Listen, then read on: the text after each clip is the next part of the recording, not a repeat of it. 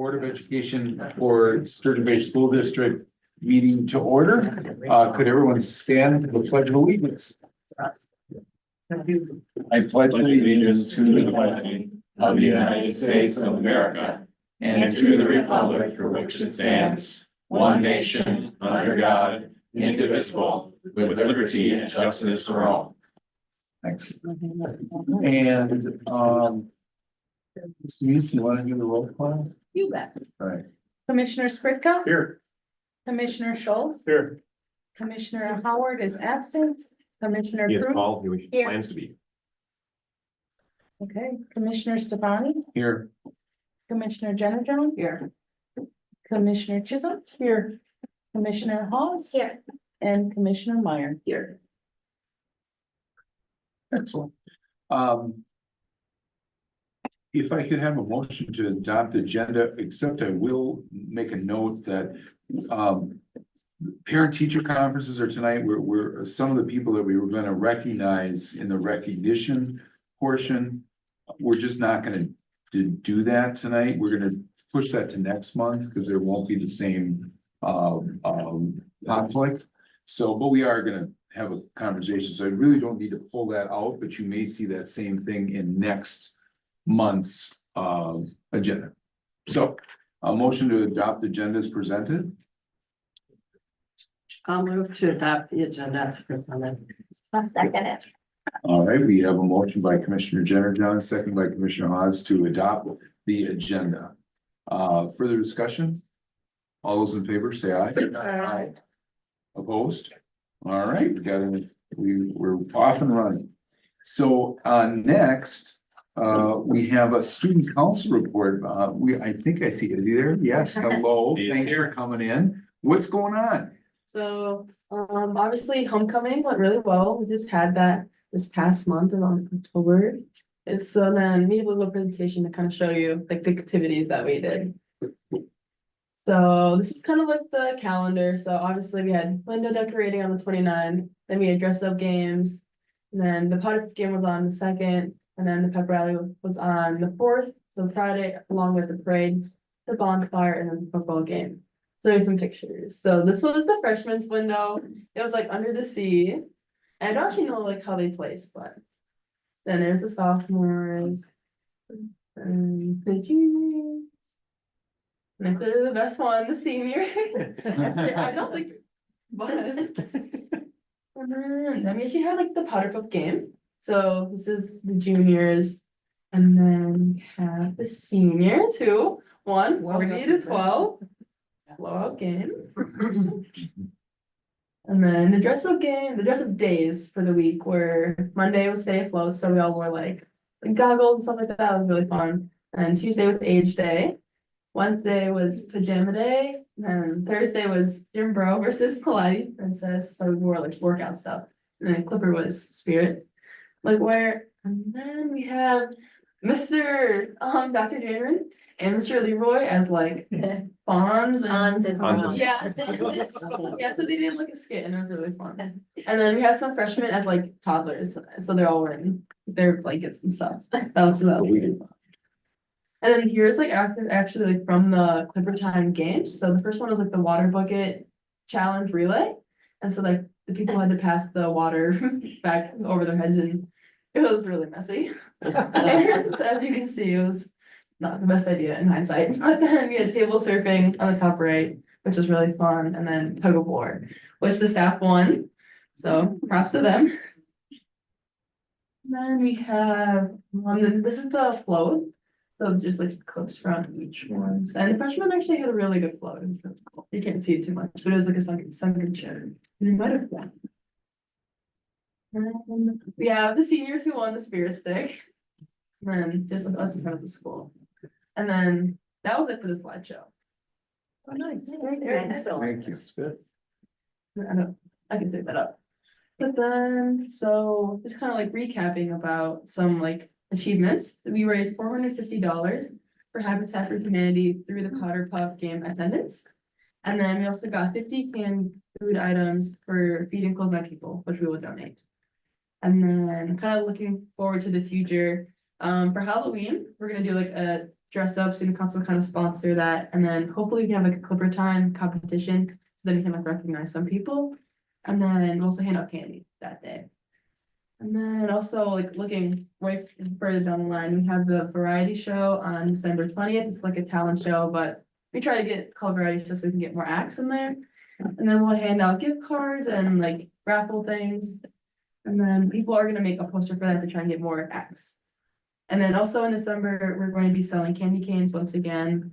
We're gonna get smaller ones like to everybody, and then people can purchase larger ones for 50 cents, along with like adding a little note to it. And so that's all I have. Okay, that's all we have going on so far. President Stefani, while we have her, can we ask her for a couple more updates, not student council?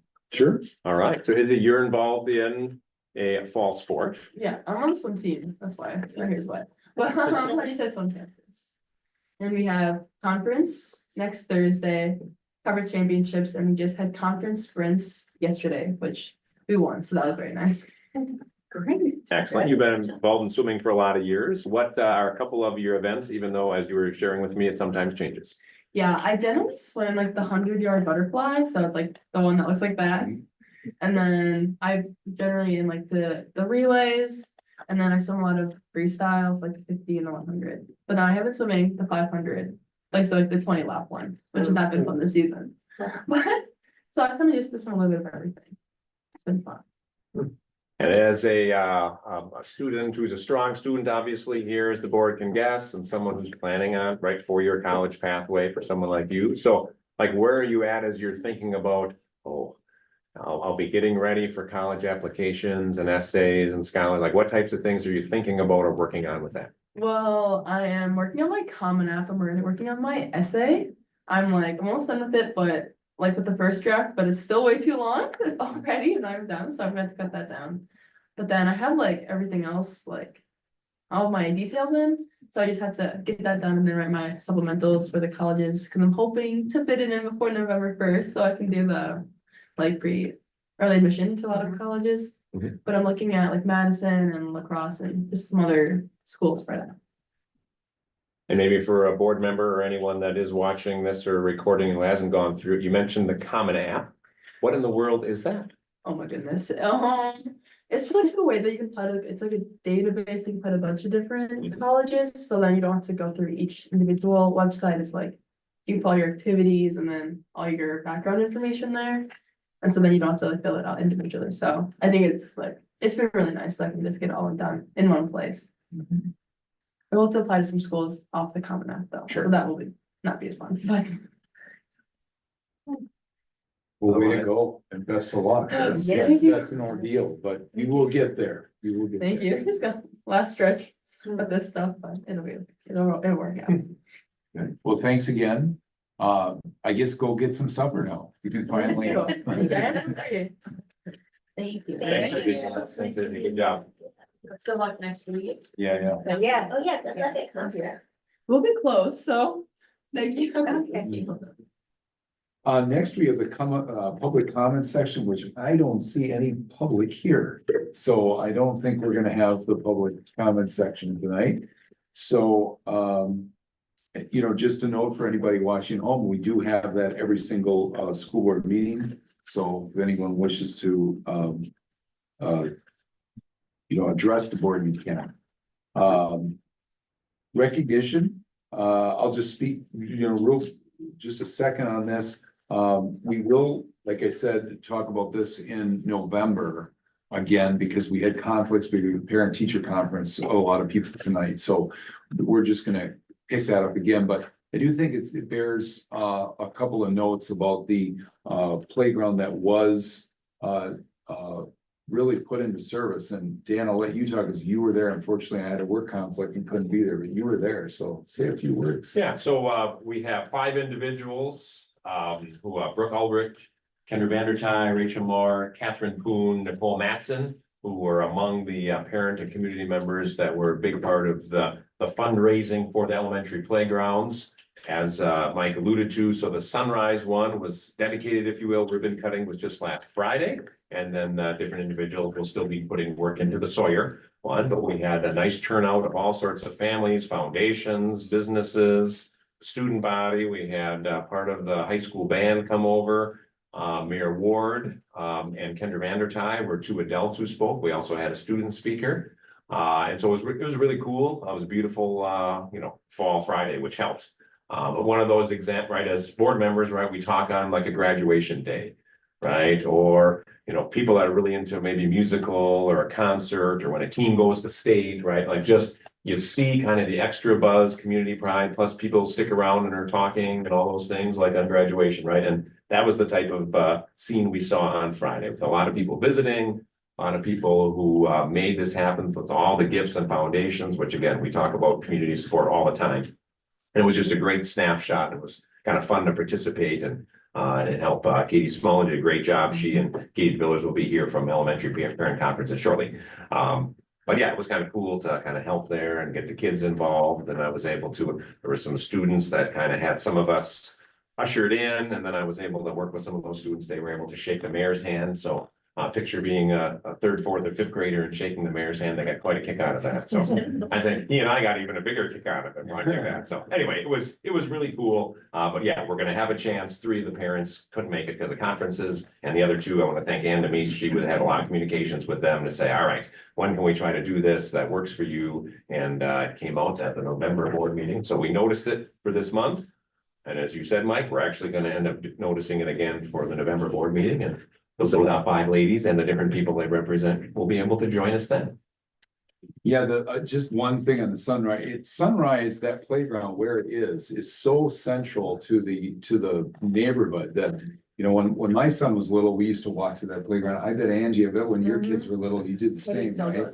So I talked to a parent that has a 6-year-old, so not in Sunrise as a kid yet, but they walked there this last weekend and they were hanging out, and it was playground approved by the 6-year-old. They were very jazzed about the playground. So it's great that this committee and all the people involved made that happen, because it's more than just the school playground. That's a community playground, really, because of the orientation of where it is in the neighborhood. Well, one of Jake's coworkers from TTX, so Ryan Hernkey, came over. Ryan and I had a few boards together, and he was representing, because I think some of the TTX team was out of town at something work related. And he was telling me, separate from the event itself, just as far as, what his kids called the playground before, right? That was one of the spots, right? Kind of the pink playground, because, the slide was getting faded, but they loved hanging out there. And just to your point, Mike, like that's something where a lot of young kids, young families have spent a lot of time. And now we'll be able to do the same thing, hopefully many years into the future. And Mayor Ward was able to report what we all know, that yes, the kids have indeed been using it. Friday evening, I took that route home, and it was just funny to see, several families, even on a Friday evening, school's out, having a good time. So yeah, that's the plan. So again, special thanks, and we'll do that again next month to everyone who supported that. And then again, the effort continues on the Sawyer side of town to be able to do something over there as well. So great. Then at this point, the next thing here on our agenda is the public hearing on the 2024-2025 school district budget. So we really don't have anyone unless someone's going to come in. I know we talked, Mike, we often like to make it official and gavel it in. Again, many school districts, right? Union and common school districts have what's called an annual meeting. We're unique, as we have in the notes, as a unified school district. So we don't have a separate annual meeting, which usually happens in the summer. We have, as a part of this and all our notices, the opportunity for someone to come in and speak. I don't think this will be now 11 years in a row that I can speak to firsthand. We've actually had someone formally address the board at this point, but we provide that opportunity. And as we said earlier, we've had different points where people certainly reach out to us, especially some years with reassessments and a referendum and all that. But I don't know, we probably can officially, if you want to gavel it in and open it just in case someone wanders. I'll do the quick check of the hallways in case someone's wandering in. all right. This is to start the public hearing of the 2024-2025 school district budget.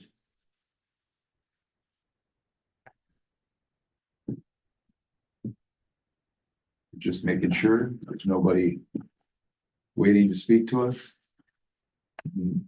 Stefani, I don't see anyone out there looking for the library. All right. And we will have information, the board knows this, but Jake will have a presentation that, again, anyone from the public has a chance to see there too. So Yes.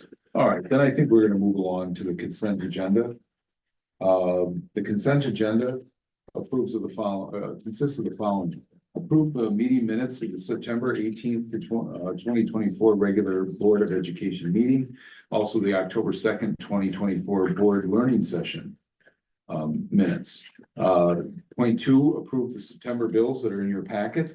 Point 3, accept grants and donations of the following: Clipper Nation Recognition Program, $350 from the Bailey's Harbor Fish Company, $100 from JP Express, $100 from L Sweet Incorporated, $100 from Ross Excavating and Materials, $100 from Sturgeon Bay Utilities, $77 from Sean Wadier for the ID Autism Program, $115 from Sean Wadier as well for the Sunrise ID and Autism Program, $77 from Sean Wadier for the Sunrise, $77 for that same Sunrise ID and Autism Program. $625 from the United Way for High School Project 180, $70 from North Shore Bank for Sherry Vanden Bogart Classroom, $22.40 from Chuck Schomer for the Clipper Clays, $450 from the Lowry family in memory of Bill Lowry for the Clipper Clays, $747 from Sturgeon Bay PTO for the third grade's new zoo field trip, $211 from the Sturgeon Bay Parent Teacher Organization for first grade field trip, $200,000 anonymous estate gift for TJ Walker for low income family meal assistance, $250 from Fincanterra Marine Group for high school tech, $250 for the family of Deanna Van Langberg for books for Sawyer School.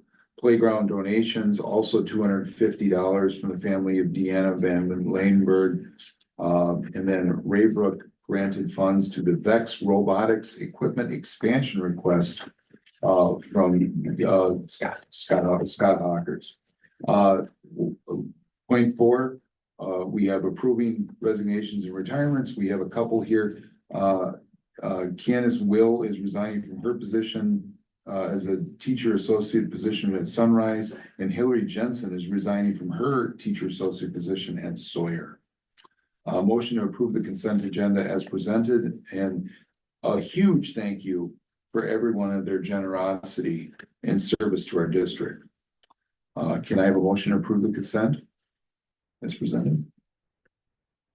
I move to approve the consent agenda as presented. We have a motion by Commissioner Chisholm and second by Commissioner Hawes to approve the consent agenda as presented. Further discussion? All those in favor, please say aye. Aye. Opposed? Motion carried. So now we are down to the operations point. We have the first point that we need to take action on is approving the 2024-2025 budget. Yeah, and it's correlation, as the board knows and has seen over the months, between the budget, this agenda item we'll get to, and then the tax levy piece, which will be the next item. So I can read the notes. Jake, yeah, you go ahead and get up the information I know you want to share with the board and public, again, separate from what's been shared previously as well. So I'll just read these notes quick for the board, since this is an important item for anyone who might be monitoring the meeting. So again, as the board's well aware, by October 15th, we received the certification of general school aids needed to finalize figures, as well as any options some years to the board when it comes to the approval of this budget, and then the tax levy as the following item. So again, we can see the 2024-2025 budget adoption document that's part of our meeting packet. Much of this is the same information that Business Manager Holtz walked us through in our October 2nd learning session. Next paragraph, the budget adoption document considers various items discussed in that learning session, including that $744,460 increase, or 6.96% to the levy as compared to last year. Fund 39 levy of $651,275 and Fund 41 levy of $50,000, equating to a mill rate of $7.38. Next paragraph, a motion to approve the budget as presented, including those highlights that I just read. I won't read the same thing over again, is recommended. So I think if we want to do the motion in a second, then we can go into that, and then we can vote after any discussion and whatnot. Yes, do I have a motion to approve the budget? I'll make a motion to approve the budget as presented, including $744,460 increase, which is 6.96% to the levy as compared to last year. A Fund 39 levy of $651,275. And a Fund 41 levy of $50,000, which would equate to a mill rate of $7.38. A second. Second, thank you. We have a motion by Commissioner Jenner John, second by Commissioner Hawes to, I don't know, I'll read the whole thing, this is important. A motion to approve the budget as presented, including a $744,460 increase, 6.96% to the levy as compared to last year. A Fund 39 levy of $651,275 and a Fund 41 levy of $50,000. This would equate to a mill rate of $7.38. And now we're going to get to the further discussion, which Jake's going to Give us the background behind those numbers, so to speak. All right, so we've talked a bit, highlight a couple things that you've hopefully heard before. Get some visuals up here. A quick look back at 23, 24, but really spending most of our time here looking ahead at, well, it's a little bit back at 24, 25. So looking at 23, 24, we ended with about $50,000 surplus, which will go back to the fund balance again. We've covered this before. Fund balance is not adding to a savings account. That's helping with our cash flow to make sure we can meet our bills through the year. It's our equity position on June 30th. Our 5-year rate lock for health insurance ended at the end of the year. I put that on there.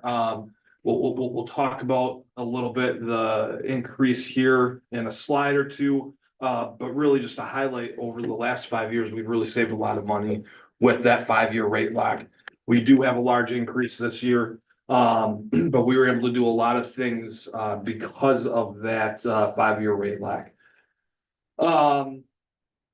And then we paid another $524,000 roughly towards our insurance for our teachers TSA catch-ups.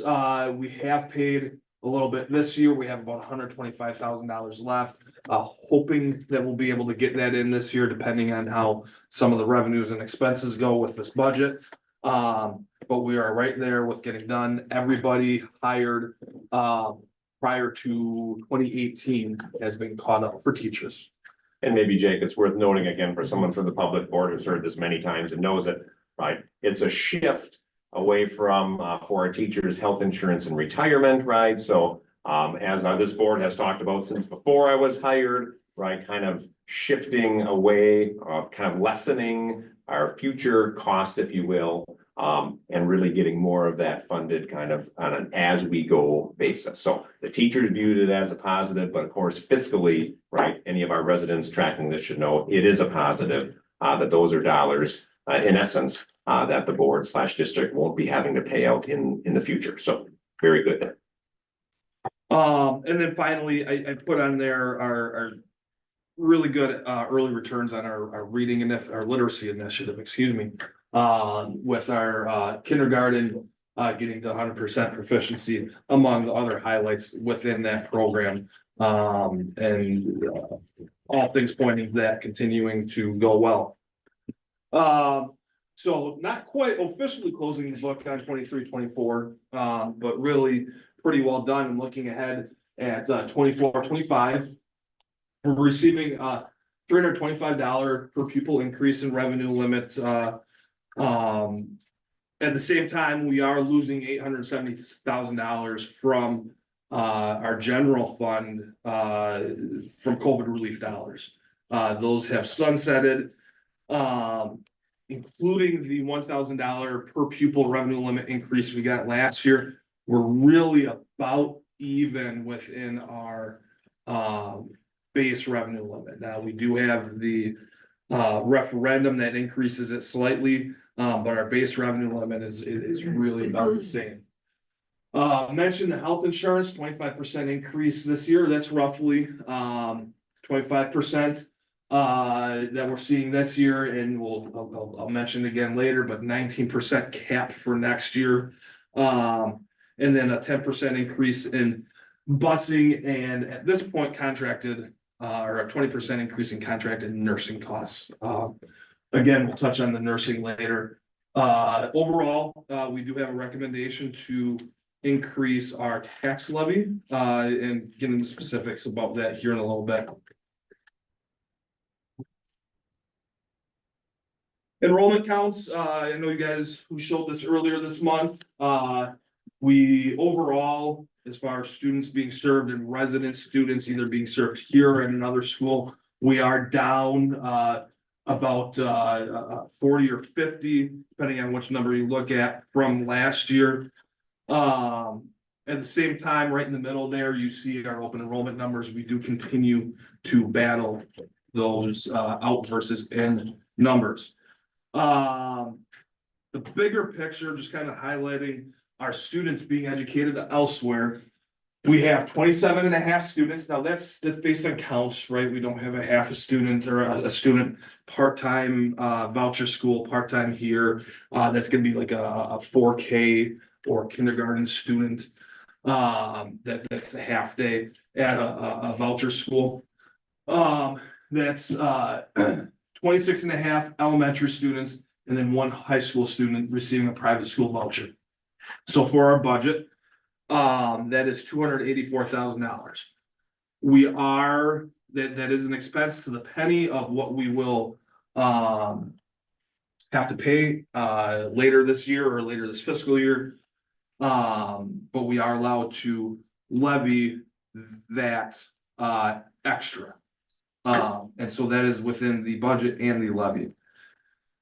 Overall, I'm adding those two open enrollment and voucher pieces together. We have $2.4 million going to other schools, other elementary or high schools, K-12 schools, for projected $744,000 deficit.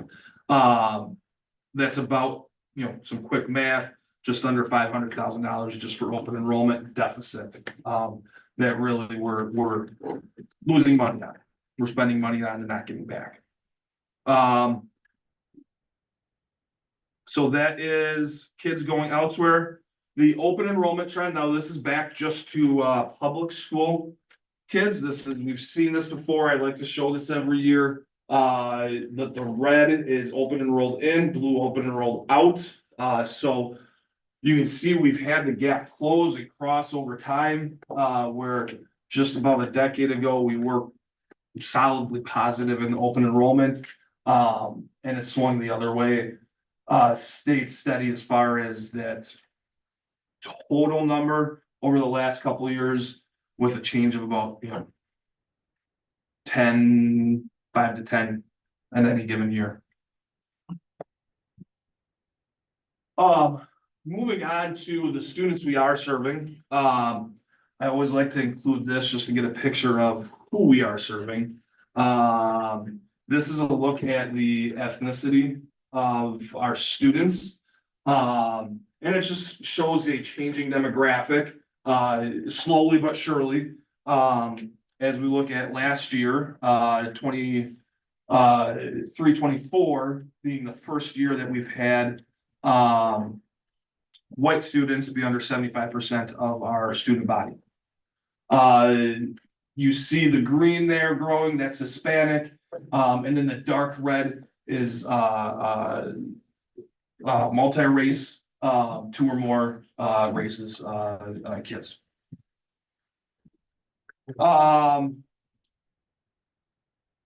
This is a breakdown by school. I'm sorry, I can't get it into order of Sawyer, Sunrise, middle school, high school. That said, you can kind of see the difference in where it's not just happening, it's growing. The change in population demographics is growing from the younger students here at Sawyer, Sunrise Middle School, High School, and just bigger difference between Sawyer and Sturgeon Bay. If you look at Sawyer, this is each year. This is the last 5 years, 21, 22, 23, 24. Has even out a little bit at Sawyer, so we could probably look at our overall population in the next few years, those demographics. Kind of evening out to about 70% white students, 30% minority. And then looking just kind of in the greater Northeast Wisconsin area, this is Door County, Kewaunee County, and Brown County, minus Green Bay. So as you can see, this is at Schwabenon.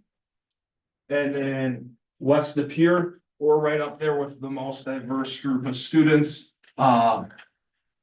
in Northeast Wisconsin, again, outside Green Bay. In Schwabenon and West De Pere, what you'll see a lot of is those open enroll students from Green Bay going to Schwabenon and West De Pere.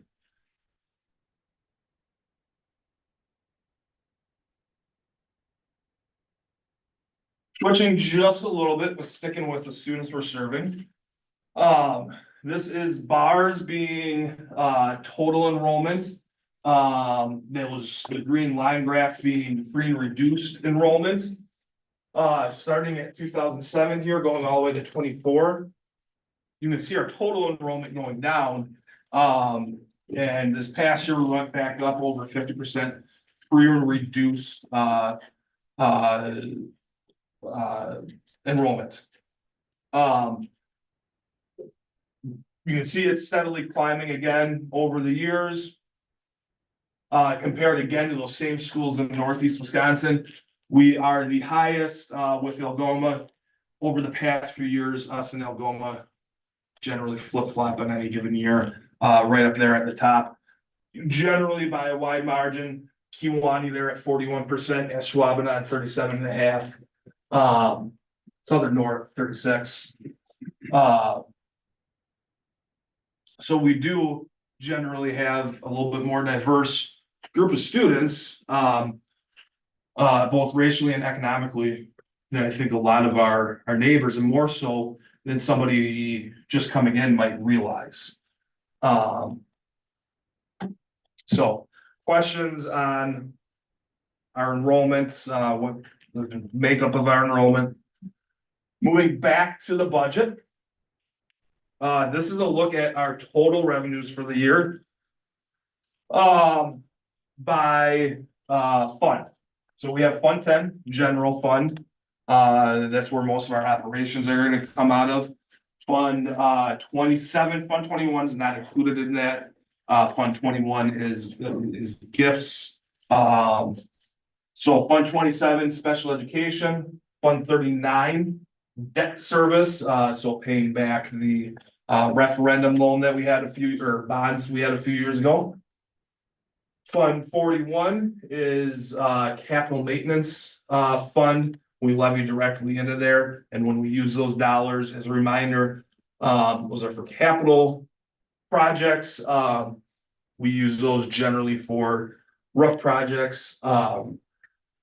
Those expenses, then by using that fund, we can help offset some equalization aid and maybe get a little bit more equalization aid to get a lower tax levy. Fund 50 is food service, and Fund 80 is community education. Over the past few years, that is really we've tried to limit that, not because we don't believe in community education, because most of the time you see that funded by a tax levy that doesn't go to the voters. That is one that's outside of the revenue limit. That I know at least a couple of our neighbors are raising this year without going to their voters. Where we landed, I think a few years ago, is we want to try and avoid that, especially when we have to go and ask for our taxpayers' trust every 3 to 5 years. But what is in Fund 80 is, I think Rock the Dock stuff, the community education classes that we'll do in, midwinter, January, February. People pay their fees and then we'll use that to pay our instructors. As you can see here, tough to see maybe in the back row. Total actual revenue of 23 million in 23-24. Expected revenue of 22.6 million. So we are taking a bit of a hit on our total revenue. Again, the big thing being those COVID relief dollars, sunsetting at the end of last year. I don't expect any major hit to our general operations fund. Again, because we did have some foresight with those ESSER dollars and using Fund 41 over the past few years, that we can adjust some of those revenues for our general maintenance budget. Fund 10 revenues, again, general operations here, tried to highlight in blue the two biggest pieces of the pie. That's our revenue limit in Fund 10 anyway. You can see there, sorry, 80% of our total general fund revenue is coming from the revenue limit. 9% is the open enrollment in. 8%, 1.5 million is other state aid. That's gonna be per pupil categorical aid, so that's outside the revenue limit. That's about $800,000. We're gonna have SAGE or AGR aid. That's gonna be about $400,000. And then we'll have other categorical aids like transportation, library aid, etc. Other federal aid, that was, I believe, actually 10% last year, with an extra 800,000. But that's at 350 this year. And then other miscellaneous, various, our interest income, fees, ticket sales, etc. So that's the makeup of our revenues. Looking at educating our kids, general funds, so Fund 10 and special education funds, Fund 27. Looking at the breakdown of how we're spending that. I lumped together in the big column or the big pieces of the pie, salaries and benefits. So we're using 70% of our general fund and special education fund to pay people. The dip from or the increase for purchase services, which is still paying people, it's paying for services, right? Busing, you know, we have to bring somebody into service elevators. That's gonna be those purchase services. That increase is open enrollment, transportation, and nursing, right? Stuff we've hit on.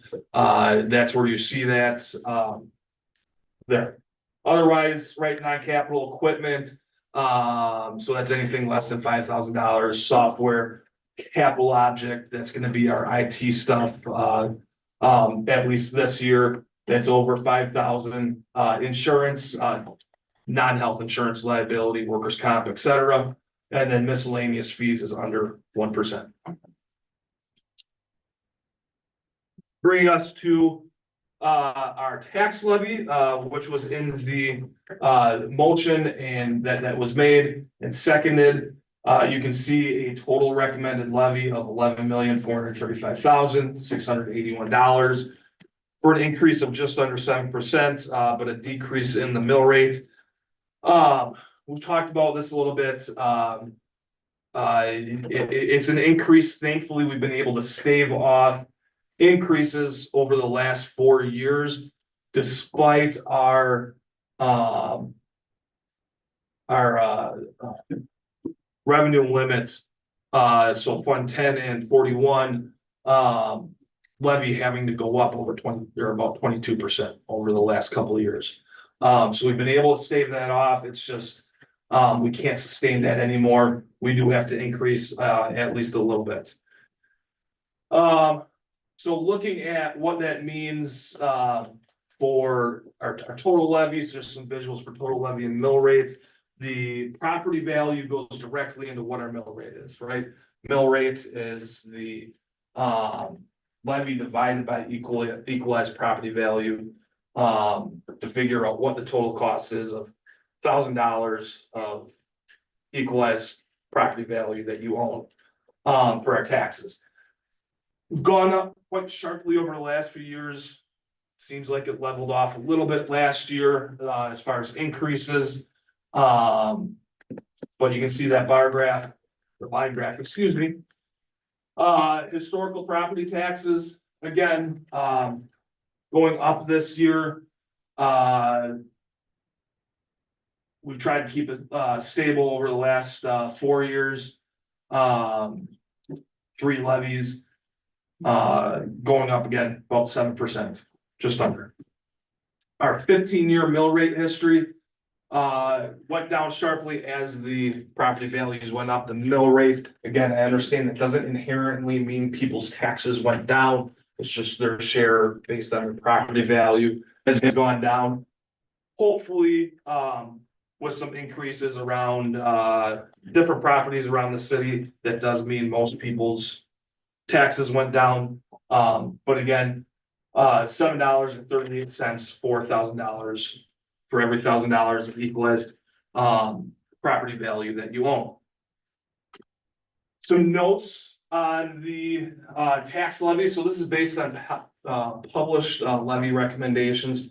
So in other words, not so much here. The next slide, I compare ourselves to our neighbors, and you'll see that, and that's based on a couple of them have passed their levy by now, but what's been in the papers that you brought in, Mike, earlier tonight. I mentioned we're going up 6.96%. We've been able to stave that off a little bit. First time in 4 years, we're expecting to see a tax levy increase. And again, beyond the general fund portion of the levy, we've had the vouchers that have increased over the last 3 years as well. What did I do? That's not the end. There we go.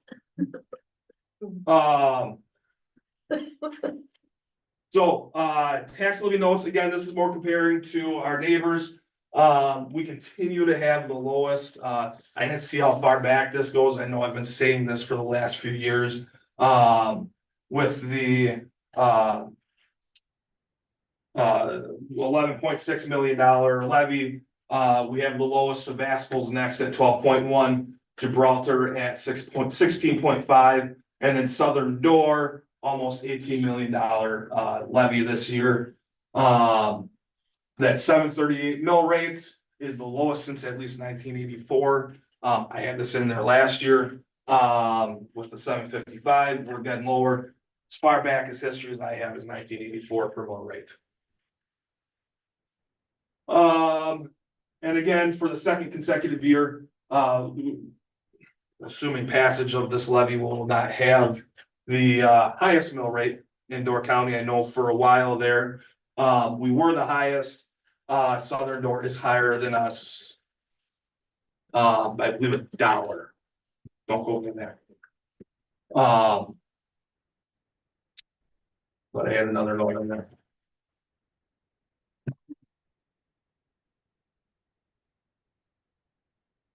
Questions on the levy? My next couple slides are just looking ahead. Within the next 2 years, I mentioned this in my notes last month, we'll have to replace our key fob system. Cost is top end $400,000. The more we talk about it, I don't think it'll hit 400,000, but you know, being prepared for that, we've already started working on that, what that can look like, spreading it out over a couple of years, etc. We have started talking. Yeah. Why? Why what? Why within the next 2 years we'll have to replace our key fob system? It's going cloud-based. Do we The have to go software cloud-based? is going cloud-based. I'd have to, I know it was in my report last month. It's, the software needs to be updated. And along with that, the doors. Our tech director, Jen Weber. You make it seem like I have such better information. All the information I have is from you, so there's that. Well, the information that I have, of course, is from Nelson, and Jake is right. Currently, the system that we have is housed, like hardwired on a, you know, in layman's terms, like there's a piece of equipment in the back that runs all of the doors. And that can no longer be the case. The companies are, not just the one that we have, but anything we would move to are forcing us to be cloud-based. And therefore, it's actually an opportunity for us to get a better, more reliable system that we hope will help us to update to something also like with what many of you might be familiar with, like an ID card that also serves as a key card to enter a building instead of having all the separate things that we have to carry. So, hope that helps. Thanks. I think it's fair to say, Jen, right, our behind the scenes tech network guys like having it here. Correct. But just realize that's like for a lot of us, and when we were talking about it, like subscription services. Right, you think of what we used to buy, right? I could buy a cable box back in the day, right? Or, you know, different types of things. Now they're hitting us up. Oh, here's your monthly charge. So anyway, I'm not giving the best tech explanation, but that's kind of the direction all that's going. So now it's like, all right, how do we prepare for that? But anyway. And the good news here is our team is on top. It's just like the rest where we know, right, we could take a year off here, we can take a year off just to do general maintenance on our roofs rather than replace a whole section. Jen and her team are a year and a half ahead of, out in front of this. Let's start talking about this now. So we're not surprised when we actually have to do it here in a year. And so I have this up here now, and I'll have it again, I'm sure. It'll maybe drop off here for a couple months. But well ahead of it. And at this point, it appears well set up financially to be able to work with that and the other stuff that we need to do.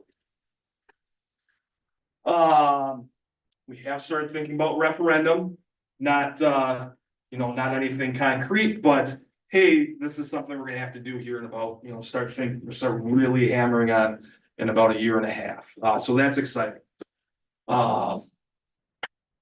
It's, Thank you, Tina. it's been 5 years, really. Yeah. It's been 5 years running. Yeah, well, If we Well, were on we a were 3-year talking- cycle, it would be this coming spring. If we were on the 3-year cycle, we traditionally have been, yeah. I mentioned earlier, we have a 19% health care or cap for our health insurance increase next year. And I couldn't tell you where we're gonna land at this point. We're just starting to get our numbers for it, our new updated plan. We're just starting to get those numbers now. They're usually 3 months behind us getting the numbers, which is just natural. So we're only seeing August numbers or July numbers now, the first month, which wasn't horrible. And then what does nursing look like for Sturgeon Bay School District? We've talked over the summer, at least internally, wanting to stabilize who's in our building for nursing. And that appears to have, that timeline appears to have accelerated in the last day or two. I know we talked about this earlier, but we may be looking at, instead of contracting, this is in the budget, the dollar amount is mostly in the budget for nursing. We're currently contracting, potentially bringing people on as staff members instead. And then continuing conversations. The fun ones, looking at retiree health insurance for current retirees and current employees. Updating our teacher pay schedule, our unused sick day bank. The health insurance I know is probably gonna be hopefully decisions here in the next few months. So we know what it looks like going into our health insurance Renewal for next year, teacher pay schedule, unused sick days, probably on the back burner here for another few months till February, March.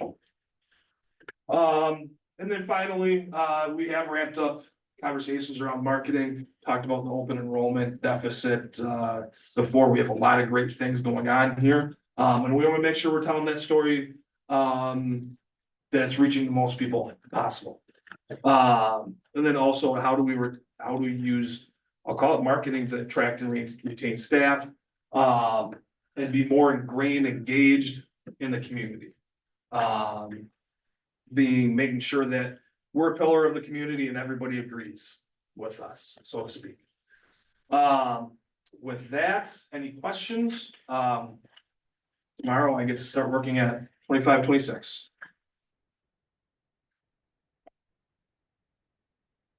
Not a question, but I shared with President Stefani, and we've looked this up before, but at our last operational referendum presentation, right, we put those together, we do projections.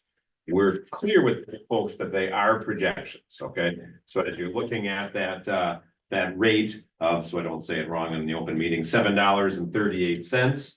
I wanted to just kind of refresh for the board, and again, anyone who might watch this or watch the recording, we had projected that for the current fiscal year, the mill rate would be $11.20. Okay, based on those historic figures.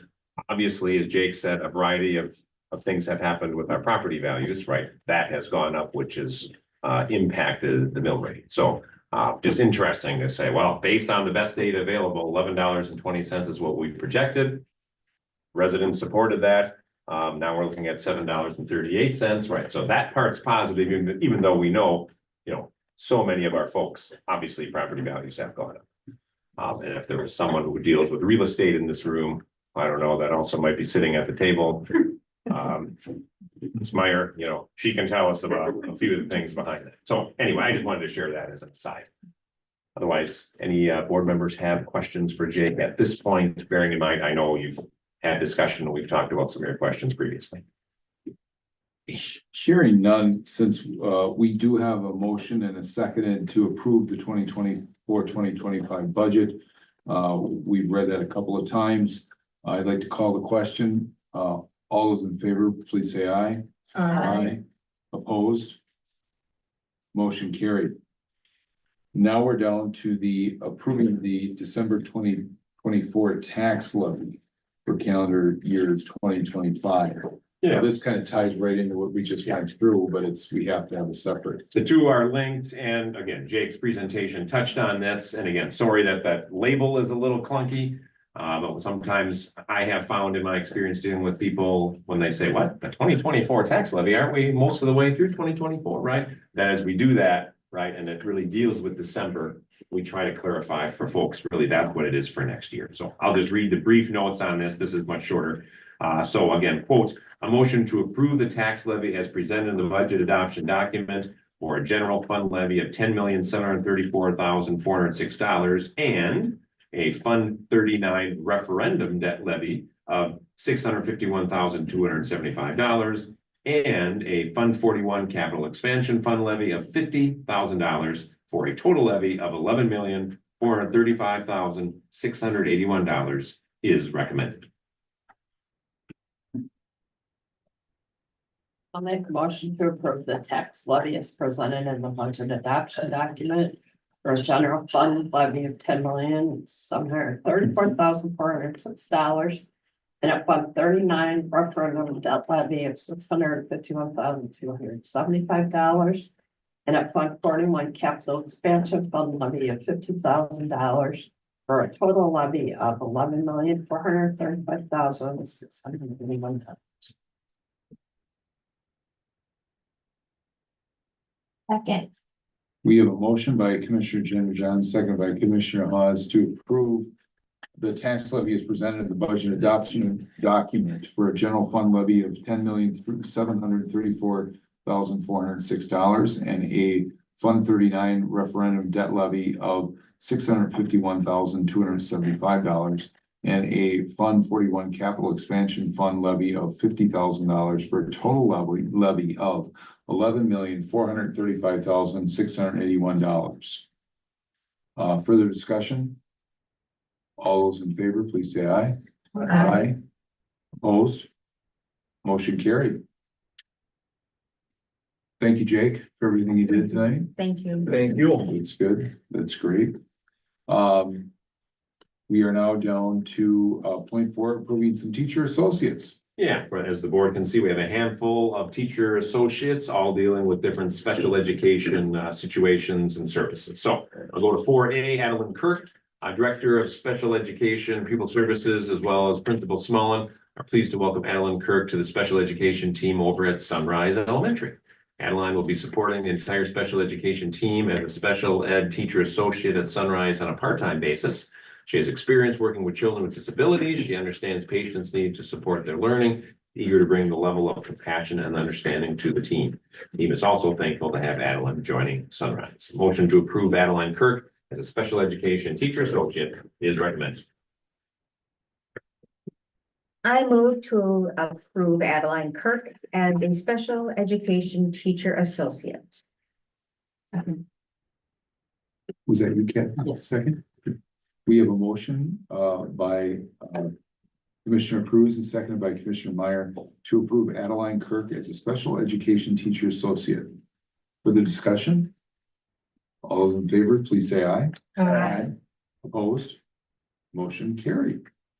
Next, we have another special education teacher associate, Abby Struck. Yes, 4B, Director of Special Education Pupil Services and Principal Smullen, I suppose we could say the other Principal Smullen, are pleased to recommend Abby Struck to the special education team at the middle school. Abby would be supporting learners at TJ Walker as a special education teacher associate. Abby's a graduate of Sturgeon Bay Schools, has earned her associate's degree from Fox Valley Technical College. She has fond memories of attending Sturgeon Bay Schools and is eager to welcome or come back to the district to support our next generation of learners. Again, we want to say welcome to the team, Abby. A motion to approve Abby Struck as a special education teacher associate is recommended. And I think we'll have one abstention. Abstention, yes. Do I have a motion? I move to approve Abby Struck as a special education teacher associate.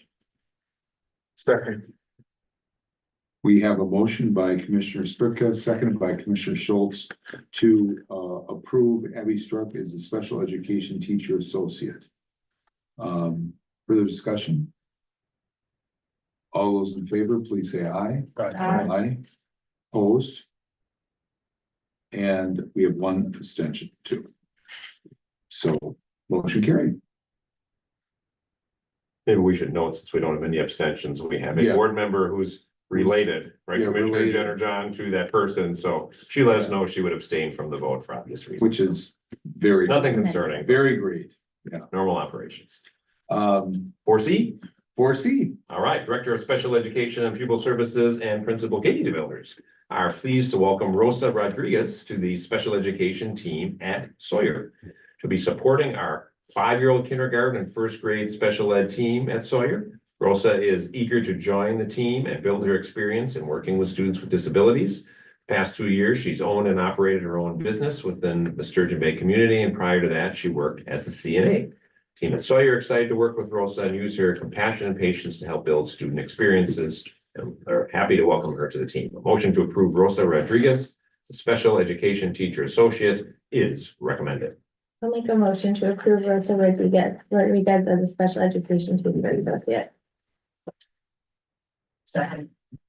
Right, we have a motion by Commissioner Hawes, seconded by Commissioner Meyer to approve Rosa Rodriguez as a special education teacher associate. Further discussion? All those in favor, please say aye. Aye. Opposed? All right, motion carried. So turning the page, now we are to D. Yes, 4D, Jennifer Kucera. Principal Katie Smullen is pleased to recommend Jennifer Kucera as a new special education teaching associate at Sunrise. Jenny comes to us with a wealth of different experiences working in the service industry. Her references spoke highly of her reliability, willingness to do extra work, and being a team player. The interview team also was impressed by her philosophy of supporting children and what they need and listening to them. Motion to approve Jennifer Kucera as a special education teacher associate is recommended. I move to approve Jennifer Cusera as a special education teacher associate at Sunrise. Second. All right, we have a motion by Commissioner Cruz, seconded by Commissioner Jenner to approve Jennifer Cusera as a special education teacher associate. Further discussion? All those in favor, please say aye. Aye. Opposed? Motion carried. So we are now down to 4E. All right, Honey Majolan. Principal Katie DeVillers is pleased to recommend Honey Majolan for a special ed teacher associate position over at Sawyer, starting right away in late October here. Honey comes to us with over 10 years of teaching and long-term subbing experience in both regular and special education at the 4K kindergarten and second grade levels, right? A good fit for Sawyer. Honey's previous supervisor shared her passion for working with struggling students, and her perseverance to see them succeed is what makes her an effective educator. Again, Honey, Sawyer is excited to welcome her to their team. Motion to approve Honey Majolan as a special education teacher associate is recommended. I move to approve Honey Majolan as a special education teacher associate. Second. All right, we have a motion by Commissioner Haas, second by Commissioner Spricka to approve Honey Majolan as a special education teacher associate.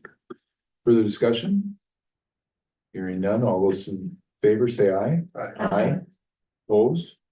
Motion carried. So now we're at 0.5, which is some middle school coaches. Yeah, a couple of middle school basketball coaches.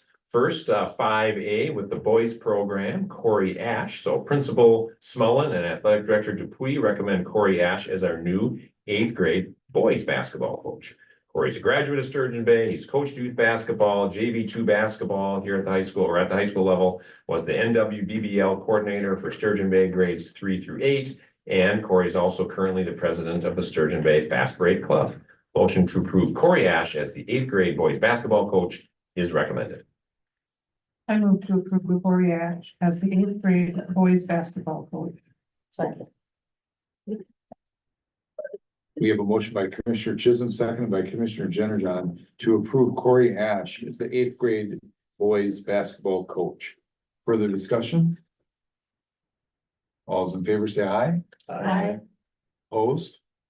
All right, motion carried. So now we're down to Rachel Miller. Yes, getting to the really important stuff. I mean, basketball is important, but girls, right? Girls, right. Principal Small and Athletic Director Dupuy recommend Rachel Miller as our new 8th grade girls basketball coach. Rachel, of course, is a graduate of Sturgeon Bay, a current teacher within our district at the middle school, and has assisted in coaching high school with girls summer league in years past. This is a fact some of you probably didn't know. I forgot about it. Rachel has also served as vice president and president at UW-Madison for the women's rugby team. Right, that's solid. Motion to approve Rachel Miller as our 8th grade girls basketball coach. I move to approve Rachel Miller as the 8th grade girls basketball coach. Second. We have a motion by Commissioner Cruz, seconded by Commissioner Meyer to approve Rachel Miller as the 8th grade girls basketball coach. Further discussion? I guess I just have one point. If she's a former rugby player like that, we probably gonna see more physical game on the basketball court. We're okay with that. Strong pick. Yeah, strong picks, Solid. exactly, solid picks. And think twice before screening. Huh? Totally legal picks. All right, other discussion? Sorry, I just had to say it. All those in favor, say aye. Aye. Opposed? Motion carried. All right, and now we are getting down to the 2024-2025 school year calendar update. That's right. All right, so informational only this month. Again, the board has seen this information. Sorry. It should be. Yeah, it should be 25. Someone be Yep, type that in my, thank you. Hopefully I have it right on the attachments. That should be right, but good catch, Commissioner Chisholm, in my notes here. So again, I won't read all of this to you, but for anyone who's tracking this, and again, as some of you may know, my teacher kind of reps that help provide feedback, right? And I have them gather some thoughts that I can share with you from their perspective as teachers and parents too. I've sent all of this to them already last week, so they knew exactly what you were going to see. So again, the first paragraph I'll summarize just deals with how we like to try to have this wrapped up by our November meeting. So going into the holidays, families at least can know what next year's school calendar would be, right? So we're definitely on the early end of the spectrum compared to a lot of districts. And then the next paragraph and bullet point, let's just hit on some of the high points. Again, I don't need to read these to you. You have seen them and heard them, right? Of the different drafts with different considerations, right? Draft A was kind of the preference based on the initial discussion, even though obviously there's no vote there. And there was a person or two that said, well, draft B is quite close, not quite the same, I'd at least be open to that. So what I did was I focused on draft A in the notes as the preference, but then also had a couple spots where I made reference to draft B and included that in the packet. Right, so again, you see that as far as starting and ending, right? We would start on Tuesday, September 2nd, regardless. You see the notes on winter break, spring break, last day of classes either way would be planned for Friday, June 5th. Of that year. Again, it'd be 180 days of school with the 179 with the other, and then just some color coding, trying to help everyone follow, especially the elementary parent teacher conferences if you've seen. So I'll finish with the last two sentences. No board action requested at this time. Again, if anything comes up, certainly we can have further discussion, but otherwise we'll bring this back before the board then next month as usual, so that can officially be approved. And not only our staff, but all of our families can be notified what the calendar will be for next year. That's all on that one. Perfect. So then that brings us down to the Neola board policy updates, which were technical corrections. So we were reviewing those one time. Yeah, these 7, you won't have to see on the list next month. We just, as Mrs. D really works hard on this with Jean, our Neola rep, and works with me as well, obviously, so I can bring it to you. Really, we like to make sure that there aren't potential changes you're not aware of. So the first one really just deals with a little bit on treasurer. That second technical correction deals with whistleblower protection, right? As far as they cleaned up a reference to a state law there. We see the next one, 2210 curriculum development. A statutory reference was corrected. Curriculum course guides, 2230. Again, we see that type of piece reference, not to be confused with either high school or middle school course selection guides, because we bring those to you in December. Educational options provided by the district, 2370. That was revised to kind of reflect a deletion of a different policy. Policy 5461, children at risk of not graduating from high school. Again, we've got an at-risk plan and whatnot that comes before you each year. But you see the clarification and kind of the definition of at-risk here with 5461. And the last technical correction, 8442, about reporting accidents. Again, just deals a little bit more with the reporting of accidents. I know Lindsay, on behalf of the team, was working on a little bit of a report just to kind of keep it simple and across the district recently as well. So that's it for technical corrections. All right, so then we're down to the Neola board policy updates regular, which is reviews this 2 times we review this. Yes, so we have 0-100 on definitions. Again, this deals with kind of the board's operations of how the board itself operates, if you will. We see some definitions there and some titles also with some of the bylaws referenced there. Next up, 0122 board powers revised, again, in that same kind of section there, the hundreds, if you will. Different deals with what scope of district supervision and some statutory language or terminology.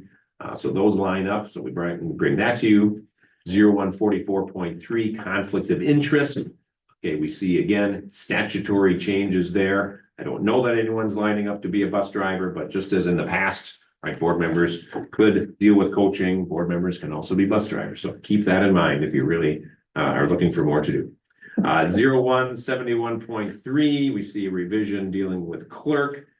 Again, revision to this bylaw consistent with some statutory provisions and also a cross-reference over to that policy 0152 officers. Next up, 2250 innovative and pilot programs, which by the way, we agree with and believe in, even if we didn't have a board policy on it, but you see some statutory revisions there. Next up, 2413 health education. We talked with different pieces of health education. There's actually a couple of different things that come up on our list today. So we see the revision there, which hadn't been in a while, but also that it aligns with 2414 human growth and development. Again, those notification requirements. So again, we felt we should bring that forward. I'll have a comment on that a little bit later near the end of our list too, or the related topic. 2415 tutoring for credit, right? Basically just rescinding this policy. 2460.03 independent education evaluation. Again, you see revision with some drafting notes about those different evaluations. I think we're all hearing more and more about that today, whether it's special education or literacy or some of our students that are learning English. There's different evaluations that pop up. 3431 employee leaves, as well as 4431 employee leaves. Again, just dealing with two different groups of employees, dealing with some developments in federal law, and also the reference you see of military leave as an example. I'll keep going. 5517 student anti-harassment. Again, this is one of those that I think we see, updated quite regularly with different legalese, allegations, talks a little bit about not only the conduct, but investigation. And then I'll just read that last sentence. Revision is recommended to more clearly articulate the scope of student non-discrimination protections afforded in those different statutory and admin code references. I'll go from there, from J to K. 5610, suspension and expulsion, right? Neither are things that we like to employ, but we know we have to have some different guidelines there. You see some notes around the term principal. And I would add, not only do they talk about assistant or associate principals, not that we have those in the district at this time, but sometimes we have a staff member who might be acting principal for a day or two, maybe a week if a principal were out with a health concern or family concern or something. So really, it just clarifies that those things are covered. Moving on to 6610, non-district supported student activity accounts. This is one of those that comes up from time to time with auditors. We want to stay on top of this. I remember this well from my principal days.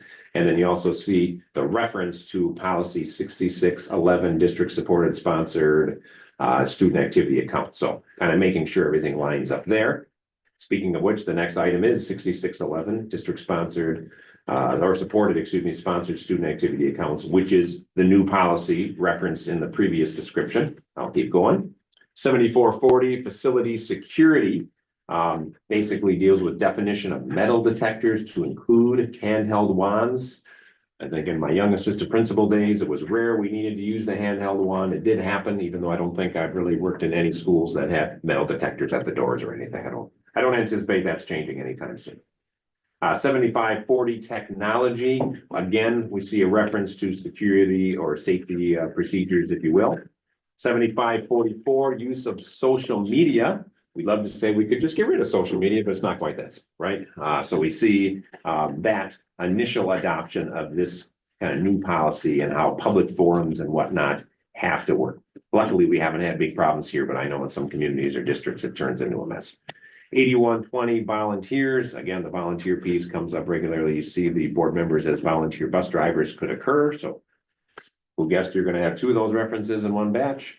8310 public records, highlighting the responsibility of district records custodian, right? So basically Ann and I are the ones that usually see when those records requests come in, right? I officially serve in that capacity and helps me out a great deal taking care of things, so I don't have to take care of all of those. 8330 student records revised. We see some directory data. There was a long list of possibilities. I guess I'll just pause and tell you as board members, I have the same philosophy as superintendent I did as a principal or frankly as a parent. Like, I believe in the shortest list possible of directory data. Sometimes there are recruiters that don't necessarily agree with that, but I'm thinking in this day and age, whether it's a military recruitment situation or a college situation, there are plenty of ways that a student and parent, right? You're all parents and have dealt with different things, right? Can get a hold of the recruiter if they are interested in pursuing school X or military branch Y. So we want to be good partners, but I'm just letting you know, I believe in the shortest amount of directory data possible. That's just where I'm at. Moving along, sorry, I got on a little bit of a tangent there. Next one, 8431, preparedness for toxic hazards. Again, different things, different titles, as far as usually you have like a high school science teacher and someone like a John Sullivan that serve in these capacities. 9130, public requests, suggestions, or complaints. Again, we usually can apply common sense to this, but it kind of helps with how that all works. And especially in our case, we have a nice mechanism for classroom concerns as well as for library concerns, because we've all heard more in the news the last year or two about those types of things. 9140, this is the one I mentioned I would comment on as we got near the end, citizens advisory committees.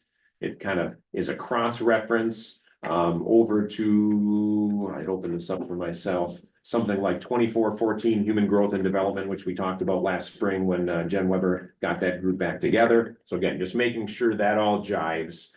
As you know, as a board, we don't have a bunch of standing committees, right? Some districts do. However, in rare instances like that citizens kind of advisory group with human growth and development, right? That, yes, they are working under the scope that the board is aware that that is happening. But again, ultimately, in the end, right, the board kind of gives the final okay. And then the final one, 5410, promotion, placement, and retention. And work directly with the principals on this for us to make sure that the transition from one grade to another, when they switch buildings, different things happening with current achievement and assessment scores, literacy, et cetera, just making sure that all the principals know, yes, that is logical, and there's nothing in the Neola kind of things that would seem to run afoul of our operations. That's the first reading of our list, President Stefani, unless someone has anything else. Otherwise, I think we can go to reports. Yeah, all right. So, any legislative reports, anyone? Or CISA? Committees? Seminars, I guess I do have one. I've been at a couple of kind of TID district meeting. Promise that's probably waning now for a while because we've had a lot of meetings in the last 6 months, but everything is looking good on all of what the city is doing. I can have a sidebar with anybody if you'd like to talk about, you know, some of the things. The last meeting was about an addition to the TID that's really off of Egg Harbor Road that was in the paper, and you probably saw some communication on that. And also it kind of goes down 14th Street for a ways, and basically it's very interesting. I mean, there's capability that does actually even include where we're sitting. That it's a half-mile circumference around this, that there could be upgrades made. And that ties into if we have anything that happens, you know, in athletic fields or any kind of indoor kind of building that's constructed or not constructed. You know, there could be some assistance there within that TID mechanism. So anyway, it's the city is very much partners to try to make everything in this community better and better. So it's impressive what they're doing, and there's some of these that are starting to come off, and they'll come back to, or not come back, they will be tax base for the district in the next couple of years that we're gonna see. Now, just to, you know, there's this belief that maybe some of that stuff goes off the tax roll. Well, if it was a blank piece of property that was once just, you know, a hayfield, it wasn't churning a whole bunch of taxes to the district. But now after this whole ability to allow expansion of either industrial park or housing, when those come off of the TID schedule, that's tax base for the district. So it's really exciting. It solves a lot of problems, a lot of need. So anyway, I can speak further, but that's enough for tonight. So Well, maybe, Can I say one thing too after you? go ahead. yeah, go It's ahead. not in response to what you said though, so if you have something. No, that's it. I'm done. Okay, it will be really short, but I got an email about the Door County Child Care Summit that's happening on Tuesday. Where I think United Way is part of this when they're organizing it. Yeah, they're organizing it. Maybe you know more about it. Oh, well, I'm hoping I can take off work to attend. Yeah, because I think it's really important. I'll see you there. Okay, good. Thanks. Yeah, So- it's like the morning to like 1 o'clock, I believe. Yeah, I think Yeah. it's 8 AM to 1 PM if I Yeah, recall. I got that email too. Thanks for mentioning it. Yeah. Well, I think too, to your point about how some of that works, we won't get in those weeds now. We expect more information in the coming months, right? The feasibility study, athletic complex, et cetera. But that's where when you hear like a city council person or the mayor talk about, hey, the city's ready to earmark, for example, like $1.5 million is one of the more recent numbers where they've said, hey, we're ready to kick that forward in support of, especially the outdoor athletic complex piece over there. That's one of a number of things where we've said before, hey, we we know we can't just go to referendum for that based on different factors. However, that's a part of why we're in a different place now, right? The community, the city, different things are in a different place to maybe be able to support that, we hope, in the coming months, years, whatever you want. So more to come, I know. Principal Nerby, you're up. I know you've missed giving these reports off the summer, but now it's September. Here we go. What do you got? No, it's, so I did. Or October, sorry. I missed the September report because, I was. You were gone. You're in a mountain somewhere, yeah. It was great. I did, Actually, my went to report to you all was, one of my longer reports, so I just have a few highlights that I want to talk about today. One, today we had our, manufacturing day in Door County, so this is always a huge highlight where our sophomore students go and travel to the local manufacturing businesses throughout Door County. So we had all of our students go. I took a group of 30 students. We went to Renard's Cheese, we went to Hatco, and we went to Key Industries.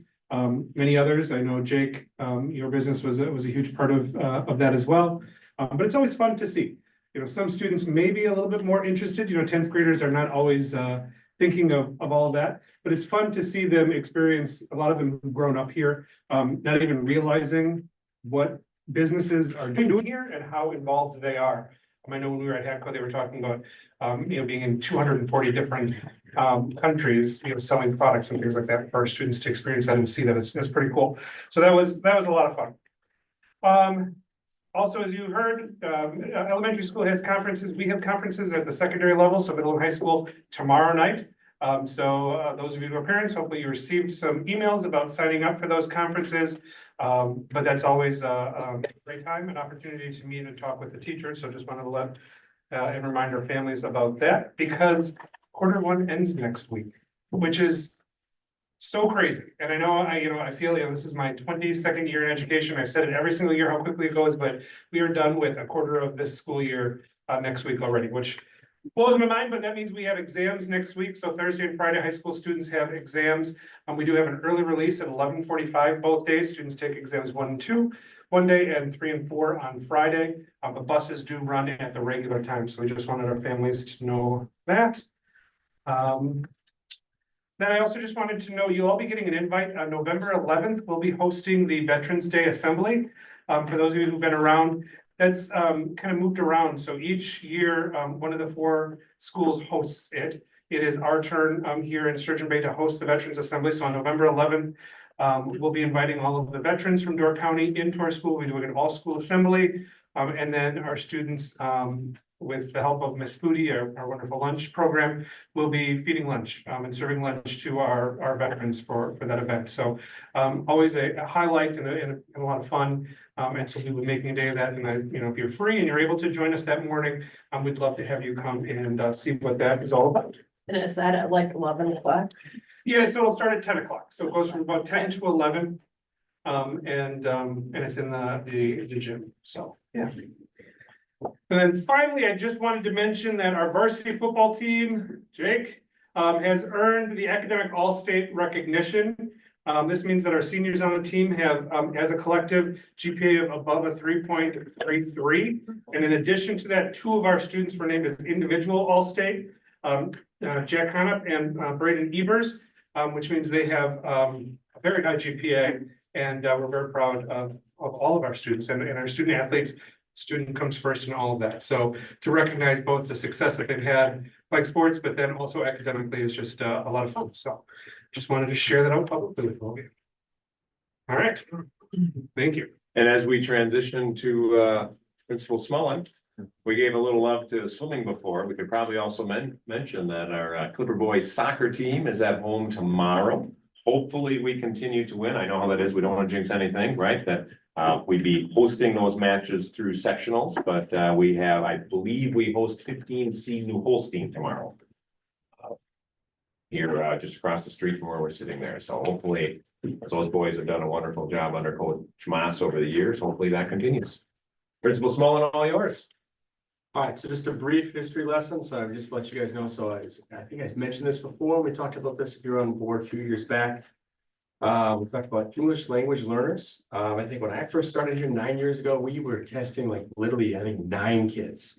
Give you an idea, so Randy Waterman passed the baton to me, hey, you have 9 kids to test, you have to screen any newcomers that come into your district. Who, when they register, they hit their parents. Identify them, they learn, they speak another language at home, that's how we get identified with the students are. Okay, so today, our number, we're up to 76 kids. Whoa, man, to give you an idea, we have 12 in kindergarten, okay, 4 and 4K. So I'm only focusing on our numbers, 76 from kindergarten to 12th grade. So what that means is like, so anyone that comes in that's new to our district, we have to screen them. So this year we had, so it's gonna keep going right now. So we had, as of Monday, we had 26 kids from kindergarten to 12th grade. We just had a new one on Tuesday, so I have 10 days to screen him. So the first, so when school begins, we have 30 days to get the screening done. So we screen, so we, meaning Roy Zoller, Shelley Stenzel, Amanda Anthony, and I screen these kids. And so we screened 26 of them. So now we have another one to screen.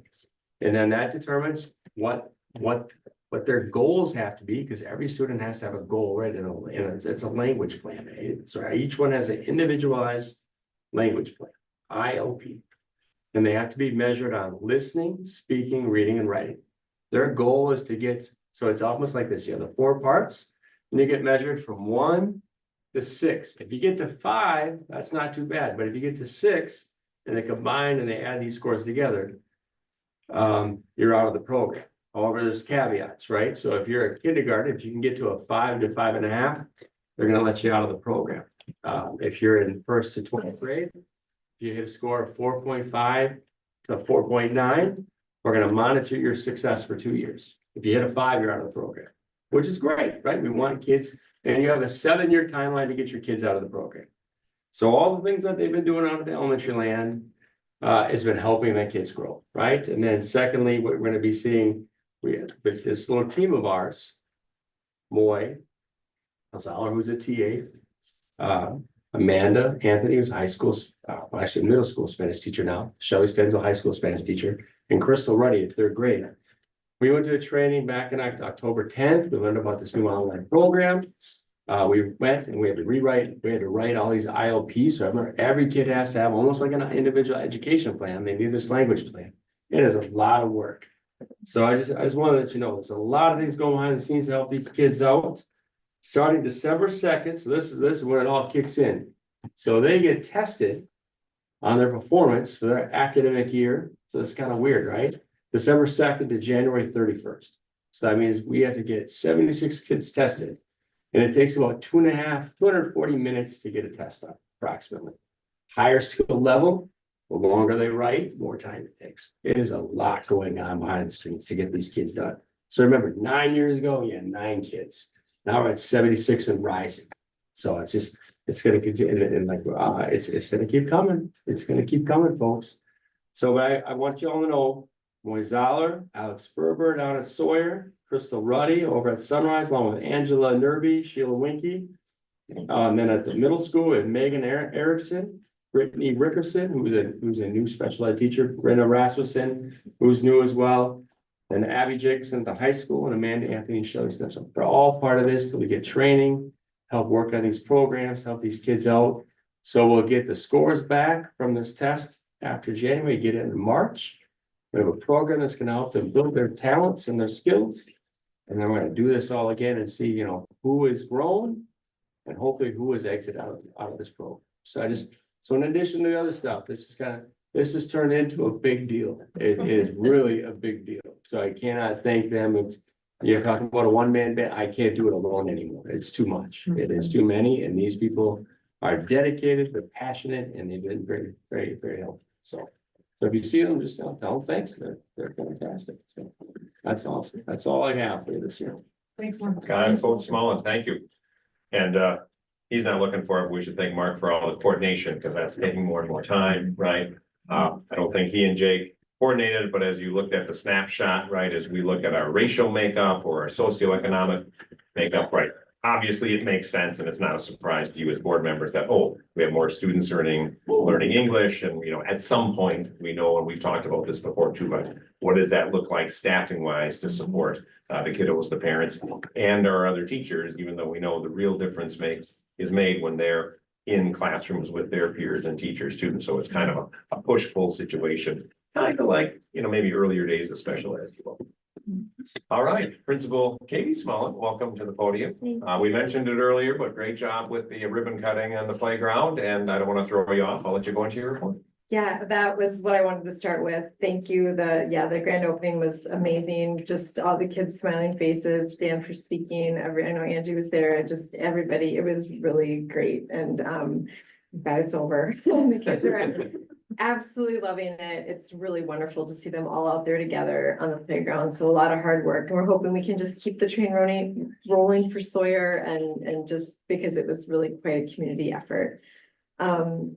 I'm late because of family teacher conferences tonight. And so it was a great turnout on night one. And then we have a half day tomorrow. And so then more conferences, but we had some community volunteers show up from Literacy Door County and other places just to help connect with families. So that was great. And then they do their family survey. So I'm looking forward to those results. And now we're just really digging into the academics and that's what we do. And tomorrow, after conferences on Friday, we'll spend half of the time doing our data digs. Normally we do like fun student activities while we dig in the data. We're doing it a little differently this time. So it's while we're in professional development. We'll be digging into all the STAR data and all the beginning of the year data, just making sure kids get what they need. So that's what we're up to at Sunrise. Thank you, Katie. Thank you. Let Principal DeVillers come on down, all the way from the other side of town. Hi, everyone. Just like Katie, I just came fresh from conferences. It's always fun to see all the families there. We had a great turnout. I do challenge teachers at Sawyer for 100% participation. Being the school of the younger students, we want to start a good habit of communicating with parents, families in that way. So 3 tries, they need to try 3 different times to get parents in at either the regular conference time, or if we have to do it differently, or if we have to do it virtually. And they give me their conference percentages, and I usually write them and share them with you. So you will get that information probably at the next board meeting, in the next report. But it was a great turnout, it's a great night. Secondly, educator effectiveness is underway. I've been in 14 of 20 classrooms so far, visiting and seeing what's happening. What I see is dedicated, hardworking teachers. The literacy is well underway. It's obvious the hard work for the last 3 years with your support is paying off, and it's just automatic. And what they're doing, their practice is becoming more smooth and they're more comfortable, and the language has changed in how they're teaching that. And spring math is underway. That's something new, K through 2nd grade, and that's fun to watch. That they're taking that on, and so that's what I've been seeing. Next week, just like Katie mentioned, Data Digs for us, K through 2nd grade. 4K waits till a little bit later in the year to do theirs. At that time, Mark talked a lot about EL, all that testing, and we appreciate that group. And we take that information, we take all the information of the testing of all of their students, and we run it through 3 different groups, K, 1st, and 2nd.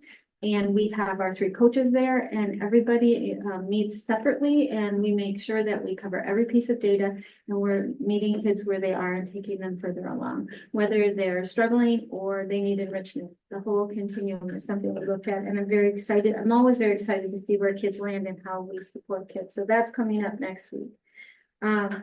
Lastly, if you're not doing anything at 8:15 on Halloween, there's going to be a Halloween parade at Sawyer, and we would love to have you come in the gym and see all the costumes. We have done this in the past. It's very fun to build community, and our little kids that love it. So we're looking forward to that. October is crazy busy. So yeah, thank you. Thank you, Katie. We'll be meeting at 15 in the morning. 8:15 PM is the middle of the night for you, Jen. I think we know. It's like 8:15. I wasn't sure if Director Ferry or Director Weber was up next, but I see you're up here. So Jen, welcome to the podium. What do you got for us tonight? Well, first, President Stefani mentioned earlier, that the part of the literacy team, was featured in a Penn Pulse article. I think that came out, on October 17th. Eleanor Corbin, we reached out to her and she came in and interviewed, a few of us who went to, the superintendent's conference in Madison. We were really excited to go. It was, a special invite from the Wisconsin Literacy Council. So if you haven't checked out that article, please do. I also want to just mention, you're going to be hearing a lot, if you haven't already, about artificial intelligence, AI. We as a tech department have been working on this for quite some time. And our tech integration specialist, Jen Hansen, has registered for and has started attending various sessions that are hosted by one of the CSIS in Wisconsin. And really our goal is to not only harness the power of artificial intelligence, but to stay on the cutting edge of what's available for us as staff members, to be more efficient, but also how we can help our students to learn how to use AI technologies in ways that, in ways that are safe and ways that secure our educational integrity, right? So we will be hearing more about that. Couple other things. This Friday is our staff in service, and I'm excited to say that we have Department of Justice Special Agent Jed Roffers coming to campus to talk to us about cybersecurity. October is Cybersecurity Month, and keeping with that, we've invited him through the help of Spencer Gustafson, who used to work for the Department of Justice, to come in and talk to us about some of those topics. I'm also excited to say that we have opened up the session to include local law enforcement. They are invited as well, in an effort to help them earn their continuing education credits. So if you're around and you see a bunch of cops, don't pull out. Finally, I'd like to invite you to visit our Facebook page and explore our posts. Different district staff continue to send great content to Spencer, and he's texting me, if you can imagine, he's watching. Yes, may have texted me a few times too. In the past 28 days, he said we've seen 20,000 plus engagements with views from people within our region. So I know that social media is sometimes, good, sometimes bad, but in this case, we really want our community members to be engaged with us on Facebook and other social media posts. So thank you to Spencer for doing all of that. Thanks. Thank you, Jen. As Lindsay comes down, so by board, we shared a little bit of the admin team discussion about getting the kind of logistics and some things working properly with social media pages, right? Breaking away a sports page, making sure we're getting more academics and whatnot. And so Spencer's done a great job, as a number of staff members too, about getting content, getting that separated. And I know Spencer caught me earlier today too, like really proud of and pleased with kind of getting us back to kind of where we were at different points. But yet still that sports info and the academic info still going. All good. Good evening, Director Ferry. I'm going to share a little bit of information about two of our alternative programs that are in action and enrolling students. And you've heard me mention them in years past or, months past, but I want to just give you a couple updates. Our Sawyer self-regulation program so far has enrolled 3 students. So if you remember, Sawyer self-regulation is for students in grades 4K through grades 2. They are for our struggling students behaviorally. So students who need something else throughout the school day. Need a different environment, need movement is most likely what it is, sensory needs. We have our district occupational therapist, Jillian Laurent, who is also just earned yesterday her nature-based certification for nature-based OT. So she takes kids out in the community. Typically they go swimming at the Y. They go out to crossroads at Big Creek and they hike. They go to the Y and they use the gymnastics materials. But everything she does is based in and rooted in self-regulation, building social skills, and building social communication skills, either one-on-one or in small groups. And so this is a second year in existence. We usually give students a little bit to acclimate toward the school environment, and now we're to the point where we're ready to enroll, so she's really excited. Actually tomorrow, all of those meetings are being held, and we're gonna start those students in the program next week. So if you're out and about, you'll see some of our kiddos in one of those areas out learning, learning by doing, which is really exciting. The Door County Alternative Program also enrolled our first 2 students of the year yesterday. So we're busy acclimating them to the Boys and Girls Club. So this year, if you remember, DCAP, we call it, went to full day programming. So last year we had 2 half-day programming. This year it's full day programming. So students are in session from 8 o'clock until 1:30. Last year we transitioned students back and forth. This year, this is their placement for the period of time until they complete the program. So students who are with us have really intensive social emotional learning. They build self-regulation skills, social skills. They too are out in the community. I see a theme in how I build programs, but they're out in the community and they're learning, they're developing partnerships with businesses, experiencing just all of the awesomeness that Door County has to offer. And then we also built in the academic piece this year. So students will not miss any instruction when they come over to DCAP. We just replace the learning that they're missing with online learning in a one-on-one setting. And so we're really excited about starting that with 2 students next week. There'll be 1 more enrolled at the end of next week. And then we have about 3 students from the middle school on the docket to come the next week. So that team has been busy preparing and now it's time to go do. So I'm excited to see what they come up with the next few weeks. One really cool thing they're doing that they changed from last year also is that they, if you've heard of project-based learning is all learning by doing. I came from a charter school, so that was our tagline, so I'm really excited about this. But what students do is they get to pick a passion project, something in the community they're really excited about, and then they get to go do it. They learn about it. They do hands-on learning, developing, creating, designing, and then they come back and they have a hypothesis, they try it out, they put all their data together, and then they get to present that project to you. So it's really cool in my mind because we're not just replacing curriculum, we're not just replacing learning, but we're really giving kids the opportunity to build those critical thinking skills, which can then be generalized into, well, how do I self-regulate? You know, how do I calm myself? How do I use these higher order thinking skills? And then how do I get back into the traditional learning environment? So a lot of really cool things going on over there. One thing that we've been talking about as an admin team, and I'm not going to go too much into it, but as the next couple months progress, we are looking at other ways to use that program. So thinking about, well, we already buy, you know, the learning platform. We already have access to that in the licenses. We already have a special education teacher, a regular education teacher. We already have the staff. So how else can we use that program to perhaps reach more students, homeschool students, virtual learners? You know, how do we use this to really expand our reach? And so I'm excited to share with you more as we talk more as a team. Questions for me? Yeah. Thanks. Thank you, Lindsay. Yeah. Jake, we haven't heard from you at all tonight. Good enough. That works. I will highlight 2 items from my first section. One, you see the WASDA Fall Conference. Jen mentioned it, but thanks to Constance Vogel, Chris Moss, Stacy Bart, and Jen, who represented our district at a roundtable about early literacy in front of my colleagues from across the state in Madison. So that was super cool.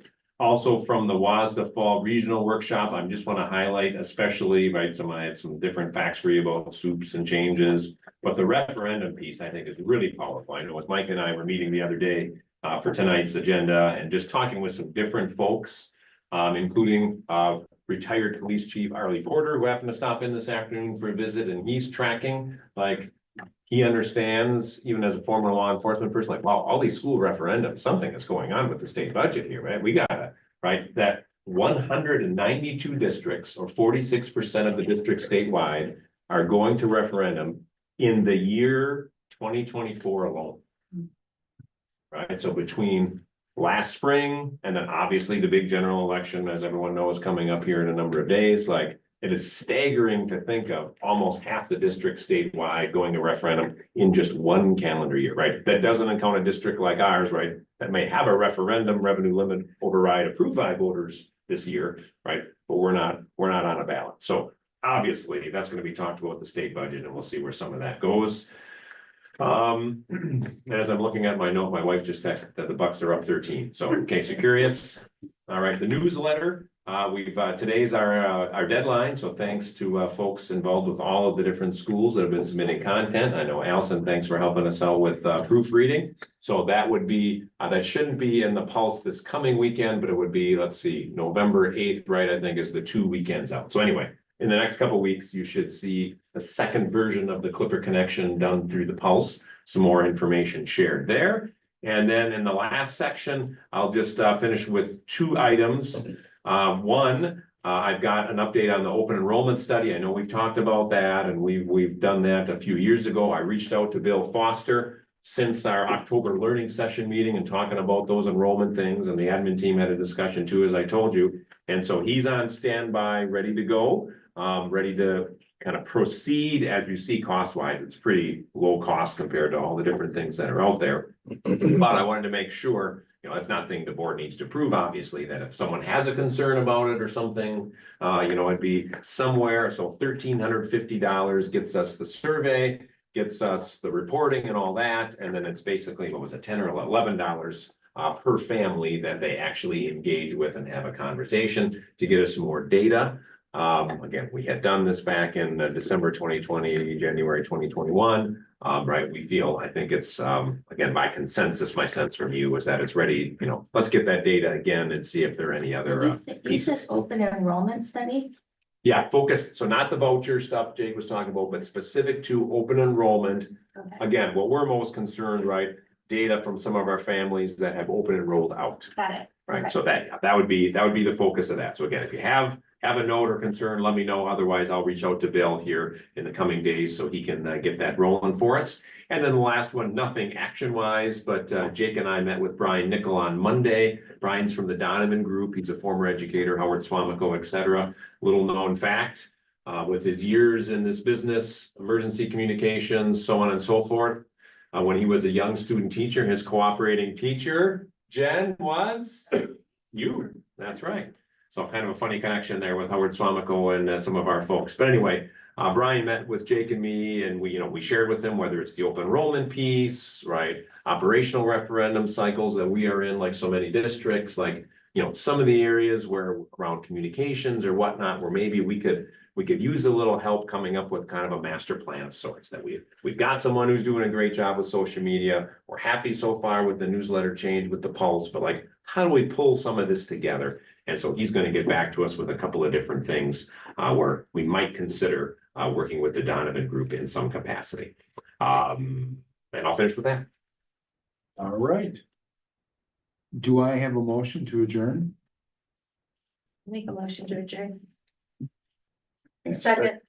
All right, Commissioner Hawes made a motion, Commissioner Cruz seconded it to adjourn. Further discussion. All those in favor, please say aye. Aye. Opposed? You're adjourned.